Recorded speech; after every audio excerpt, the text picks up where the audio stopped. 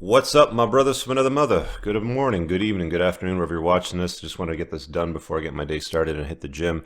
Got a question here that's been sitting in my inbox in my reach.me for the last day. It's an anonymous request from a guy that's stuck on a pretty significant problem that I want to share with you guys. Quick update to what's happened with Reach, though.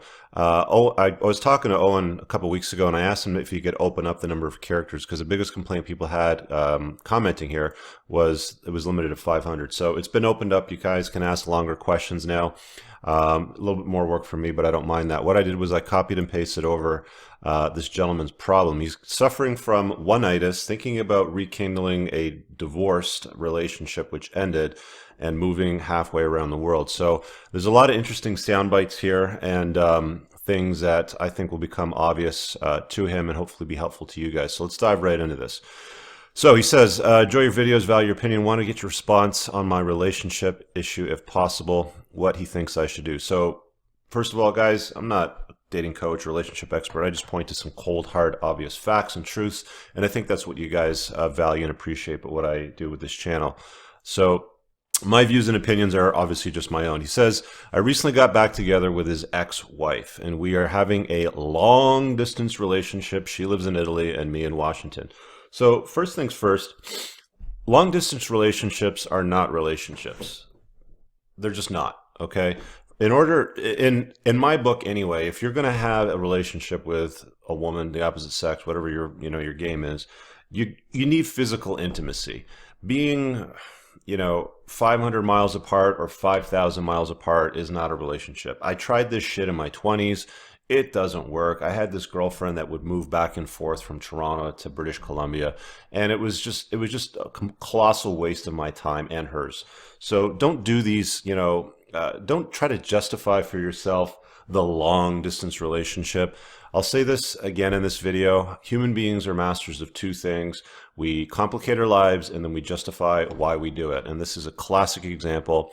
A long distance relationship is not a relationship. She's just a woman that you're fond of that lives all the way across the other side of the world. Anyway, let's get back into it. When we married in 2010, she moved here to the US to be with me, and then we divorced in early 2014 with her going back to her home country. If you divorce a... all right. I'm going to get a little deep on this one. If you divorce a woman, if the marriage ends in a divorce, it's a final cut. It is the end. You do not get divorced and then rekindle a relationship with a woman you were married to and divorced. I've seen guys do this before. I've talked to guys that have done this on clarity coaching calls, and I have one friend that did this, and it always ends badly. It doesn't end well. If you've gone through that, it's a significant step for a guy to get divorced in the Western world. It's very costly. If there's kids involved, it can get very, oh man, it can be bad. I mean, anybody that's been through it knows exactly what I'm talking about. Do not rekindle divorces, okay? I'm going to say that loud and clear. It is a waste of your time and her time. And at the end of the day, if you've broken up with somebody and it's final, it's in the 9 rules of Tomasi. I'll put a card on the top right of the screen if you haven't been through that long video I did with Rollo. It's about an hour and a half. One of the 9 rules of Tomasi is you don't rekindle a broken relationship. You bring the garbage to the curb, you let the garbage man come pick it up, and then it's done with. Okay, you don't go back down to the curb after you've taken the garbage out there and go rifling for the through the garbage. It's just a bad idea. So I'll leave that card up on the top right. You should definitely watch that video. He says, I'm 44, so he's actually the same age as me. I mean, I'm going to be 45 later on this year. She's 36. None of us have any kids. We partially divorced in 2014 because, again, soundbite that I've bolded, because she was convinced she wanted to have a kid back then, and I didn't. You have a difference of interests and goals in your lives. Guys, ladies, whatever. When you have one desire and she has another, your mental point of origin, your life should be the focus of what you're doing. You should be chasing your passion, chasing your own excellence. Making hers the focus of things is never a good idea. Okay, so if you don't have an interest in kids and she does, then you're going in two separate paths. Okay, it's not going to end well. I had a coaching conversation with a guy a few weeks ago. I'm not going to say where he is in the world, but he is a lawyer aspiring to be a judge. And his biggest conflict with his partner is she's close to the end of her reproductive cycle. She's in her late 30s, and he's a couple years younger than her, and she wants to have a kid. She froze her eggs. She tells him she's not sure if she wants kids, but then in the next breath, she says, I have frozen eggs. I'm having kids, whether it's with you or with somebody else or by some other means. So, guys, again, listen to the words and watch what she's doing. Pay very close attention. This couple here broke up because she wanted to have kids. So she said, I'm gone. I'm going back to Italy. It sounds like she was living in the States. And she also wanted both of them to move to her country. She didn't like being away from her parents in Italy. And that's pretty common, that's kind of like, the Italian culture. They're very tight. They like big families, and it's cool. So he says, we divorced, still loving and caring for each other. I bolded that for a reason, but basically realized it was getting too difficult to work out. If it's too difficult, if your life is too stressful as a result of a relationship, stop trying to justify and rationalize in your mind that you're still loving and caring for each other. Let it go. Get over that shit and let it go. The whole reason why you're stuck on this problem right now and milling over the entire thing is because you're still rationalizing and justifying in your head that you're still loving and caring for each other. You need to wake up. Come on. Now, during our time apart, we kept fairly close communication since 2014. So for the last 3-4 years, and we recently met each other in California in November 2017 for 1 week, with her flying back to Italy and me home to my home state. Your rekindling maneuver in California, let me guess, did you go to Napa Valley? Have a romantic weekend, bed and breakfast, do the wine tours, the balloon rides and all that bullshit? Of course, it's going to feel like a honeymoon phase again. Of course, you're not going to have the pressure to live with her family and do all the things that you need to do or potentially have kids. It's going to feel nice and warm and fuzzy. It's a vacation. It's a honeymoon phase. So he says, after that week together, we decided to get back together. And after that 1 week's visit in November, we now have the last couple of weeks, and he's been having cold feet about everything. Having cold feet is your intuition speaking to you, my friend. I've talked about intuition on my channel before. Listen to it. It is a little voice that knows what's best for you. As in order for us to stay together, it was basically agreed that I would have to move to Italy. You're moving from your home country to her country. I can't tell you, I'm going to put this up big again, how many guys that I've talked to that have followed the feminine imperative, made her the mental point of origin, made her the focus of their life, and moved, whether it's for school, university, a job, a place to live, or in this case, to be in another country. And I've never been to Italy, but I've heard it's nice. I will go one day. Apparently the food's great, beaches are lovely, and so are the women. But you do not make somebody else the mental point of origin. You don't make them the focus of your life. They need to be a complement. For you to move all the way across the country and do something like this is a very, very bad idea. You're entering her frame. You're leaving your frame and you're entering her frame. And frame is everything. Again, listen to that video that I did with Rollo, the 9 rules. The first rule is frame. Pay attention to that. You'll get some value out of it, I hope.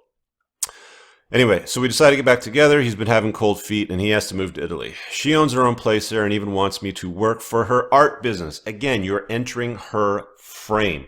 You're making her the mental point of origin. There's nothing that turns off women more than when men stop chasing their own passion and their own excellence and pursue whatever dream or passion it is that women are after. It turns them off, even though they tell you that it turns them on. I'm going to make this big again. Even though they tell you that it turns them on and that it's what matters to them, I promise you, based on all the experiences that I've had personally in my life and the hundreds of guys that I've coached now, nothing turns off women more than when you make them the mental point of origin and the focus of your life. They need to be a complement. They need to enter your frame. You reverse those roles, I guarantee you, my friend, you're going to be sending me a message in a couple years' time or maybe even a year, maybe even shorter after you make that choice, telling me that it didn't work out and I was right. You're going to go work for her art business and leave what you're doing in the States. But I'm starting to have big doubts, he says. You should be having big doubts. That's your intuition. Listening to it, my friend. About moving under her roof and making her money where she would basically be my boss. I'm not going to keep going banging on that one. I think I made that clear, right? She can be a bit selfish. Shocking. She wants you to leave your country, quit your job, and go and run her business in her country to enjoy her family. That's not that's not selfish. That's like extreme selfish, okay? It's almost narcissism. But she can also be very sweet and caring. Let me tell you something about when you got a combination of selfish and sweet and caring in the same mixing bowl. There's a disorder called borderline personality disorder that most psychotherapists avoid treating simply because they can't treat it. They haven't found a very successful way to do it. I'm not a psychologist. I'm not going to diagnose this, but what I know is that women that have abandonment issues and a cocktail flurry of very loving and caring and then very demanding and selfish, and you kind of blend that up, that's usually a pretty good formula or a good indication you might be dealing with somebody with borderline personality disorder. And those relationships are a nightmare. They're great in the bedroom. They'll knock your socks off, but they're also very, very difficult to manage. Anyway, she's changed her mind about kids now and doesn't want them at all since about a year ago. Well, I would suspect that story is going to change. That's just me. But that's also been my experience dealing with a lot of guys. When women drop the story about kids aren't of interest or a priority anymore, that can often change. If you want to see how serious she is about that, tell her that you got a vasectomy and see how she responds. Let her know, hey, I got a vasectomy because I don't want to have kids and I'm serious about it, and see what she does. Anyway, let's move on. But I also have a small business here in his home state that I would like to get rid of, that he would have to get rid of completely, actually. He services companies in his immediate area, so he's not mobile. He can't do this on the internet. And once I close my business, I'd never be able to recover from it once again. So again, you're not only burning your bridges back in the States, you're going to blow them up. You're not going to come back to them. Plus, my parents are both in the last few years of life with bad health problems, and it's scary to think sacrificing everything and everyone around here to move to Italy with my ex, plus having to learn the language. I bolded this because I've not been to Italy, but I have.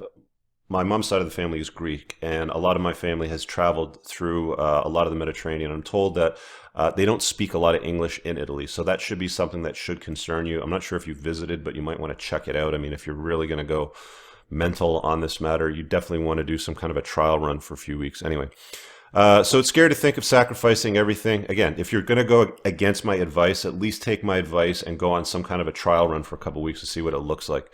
So it's scary to think of sacrificing everything around me to move to Italy with my ex. Well, again, that's your intuition talking to you. On the other hand, I have a hard time thinking of losing her a second time. You have one-itis, my friend, okay? As soon as you got to get comfortable with being on your own as a guy. For a guy to be alpha, for a guy to control the frame, you have to be comfortable with being by yourself. I don't know. I mean, one thing that you can do basically is take a weekend night that you would normally, schedule with friends or going out to approach women or going on dates, and just be by yourself. Watch movies, write a book, journal. I don't know, but you have to get comfortable with being by yourself. People that have one-itis, it's mostly guys that get it because they come from a position of scarcity, not abundance. But it's a significant problem, right? Anyway, let's hop back in here second time because you're afraid to lose her again. It's up to me to go there to be with her this time. Yes. Okay. So I'll end it here. He says, I left out a lot of details for the sake of not writing a book, but I'm just worried about moving to Italy and realizing that I don't want to stay there, and I'll be coming back to the US literally at 44 with nothing. Well, and again, you say you're scared to lose her over this. You can't be scared to lose a woman, guys. Get used to the fact that you cannot be scared to lose a woman. If she's going to walk on you, don't let the door hit her on the butt on the way out, all right? You need to work on your life. You need to be the focus. You need to be the priority in your life. You need to be the mental point of origin. A woman needs to be a complement to your life, not the focus. Everything that you're saying here in this question has more red flags than a Chinese Communist parade, in my humble opinion, and the experiences that I've had talking to all these men over the last few years on these coaching platforms. My recommendation to you, my friend, is make it very clear. If she wants to be in your life, she enters your world, lives with you, and stays here. But everything else that you've pointed to in this question is bad news and a giant recipe. It's a giant cocktail. You take all those ingredients and you put it in a blender and you turn it on and you've got a shit shake. And if you want to drink that shit shake for the rest of your life, my friend, that's on you. But what I would encourage you to do is take a deeper look and ask why a number of times. Why is this woman the only one for me? Why do I need to move to Italy? Why? Why? It's kind of like an Eddie Murphy stand-up, right? Why? Ask yourself those questions, okay? Wake up and recognize the world that you lived in. Again, the 9 rules of Tomasi, I think you get a lot of value out of that hour and a half deep dive that I did with Rollo. Card is on the top right. If you haven't seen it, check it out. I hope you got some value out of this video. Guys, leave a comment below on any suggestions or recommendations you might have for this question. And if you want to reach out to me and make a video topic suggestion like this, it's just reach.me/Richard Cooper. And, obviously makes a donation to the creation of the work on the channel and helps me create content like this. Thanks for checking out today's video. Smash the thumbs up button. And hey, if you've got a friend out there that wants to move 5,000 miles across the world to be with his one-itis because he's afraid to lose her again after they've been divorced, share this video with them. They'll probably get some value out of it. See you guys later. Peace.